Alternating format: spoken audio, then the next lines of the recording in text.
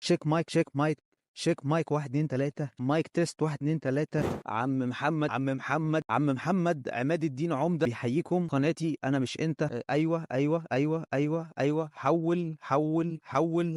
ايوه الدنيا شغاله. يلا نبدا الحلقه. بسم الله الرحمن الرحيم. السلام عليكم ورحمه الله وبركاته. ازيكم عاملين ايه وايه اخبار الدنيا عندكم؟ يا رب تكونوا كلكم بخير وكل شيء تمام معاكم. اهلا وسهلا مرحبا بيكم في يوم جديد وحلقه جديده على قناتي انا مش انت مع محمد عماد الدين عمدة. دي قناتي الشخصية الذاتية الخاصة اللي بتكلم فيها عن ذكرياتي، يومياتي، حكاياتي، مشكلاتي، افتكاساتي، حواراتي، مشكلاتي، وأي حاجة من الآتي على قناتي أنا مش أنت مع محمد عماد الدين عمدة. أنا محمد عماد الدين والناس بتقول لي عمدة، ويلا بينا نبدأ الحلقة. طبعا أنا بسجل الحلقة دي وأنا ماشي في الشارع، مش في الشارع قوي بالظبط، يعني أنا في مكان اسمه البراح.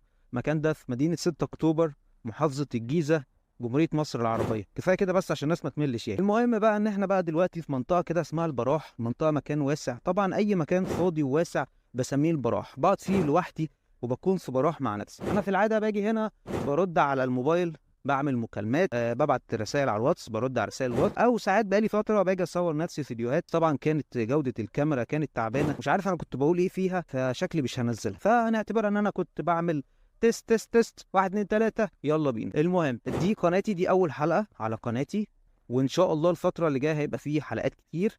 الحلقات هتبقى بشكل صوتي لان انا مش قادر اطلع بوشي حاليا، مفيش بقى عندي شويه اكتئاب يا سيدي، اللي هو بقى الاكتئاب الموسمي قبل عيد ميلادي. ما عرفتكوش، انا عيد ميلادي يوم 24/2. انا مش عارف بقى الحلقه دي هتنزل بعد عيد ميلادي ولا هتنزل قبل عيد ميلادي ولا مش هتنزل خالص بصراحه. بس انا ان شاء الله هحاول ان انا اشتغل، هحاول اجي على نفسي شويه الفتره اللي جايه واعمل اي حاجه في اي حاجه.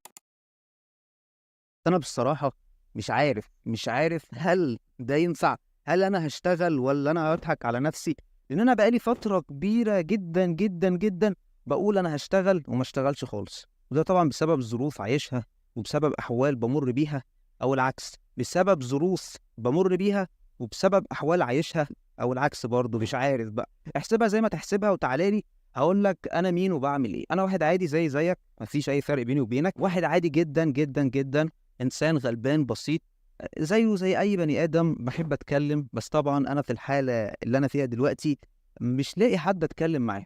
قررت ارجع من تاني للمكان اللي انا كنت بتكلم فيه وبلاقي ناس بتسمعني، وهو اليوتيوب او صناعه المحتوى بشكل عام، سواء بقى يوتيوب، فيسبوك، تويتر، انستجرام، ايا كان الحاجه. طبعا انستجرام دي اشتغاله لان انا ما بحبش انستجرام صراحه، مش عارف ليه بصراحه ما بحبش انستجرام. انا ما بحبش موقع انستجرام او ما بحبش منصه الانستجرام بدون اي سبب خالص. بس طبعا انا كنت بحب منصه ساوند كلاود، دي اكتر منصه كنت بحبها. طبعا بعد كده اليوتيوب، وطبعا انا سبب شهرتي زمان كان اليوتيوب. للناس اللي ما تعرفش، انا محمد عماد الدين والناس بتقول لي عمده، ودي قناتي انا مش انت، ويلا بينا نكمل الحلقه. المهم انا دي قناتي، القناه دي كانت موجوده من زمان زي ما انتم شايفين، مفتوحه بقالها فتره، بس ما كانتش شغاله لان هي كانت قناه ثانويه جانبيه فرعيه، يعني ما كانتش قناه اصليه ولا اساسيه، ولا بقى اللي هي بقى فاهم القناه بقى الرسميه. وده طبعا لاسباب كتير جدا. كان في قناه تانية مشهوره، لا بالفعل هو كان في قنوات كتير كانت مشهوره، بس حصلت مشاكل كتير جدا سواء بسببي او بسبب شركه الانتاج اللي كانت ماسكه شغلي او بسبب شبكه اللي انا كنت ماضي معاها عقد. فهم خدوا القنوات بتاعتي، حصلت مشكله كبيره قوي سعادتك، وفي قنوات اتقفلت وفي قنوات اتاخدت وانا بطلت وتعطلت. طبعا انا باذن الله تعالى احكي الحكايات دي ان شاء الله واحده واحده الفتره اللي جايه. كلامي مش مترتب لان انا بعمل ارتجال يعني بدون اعداد او تحضير او تجهيز او ايا كان من الحاجات اللي بتتعمل يعني قبل الحاجه. انا فاتح المايك بتاع الموبايل وبسجل، بس مش اكتر بس مش اكتر.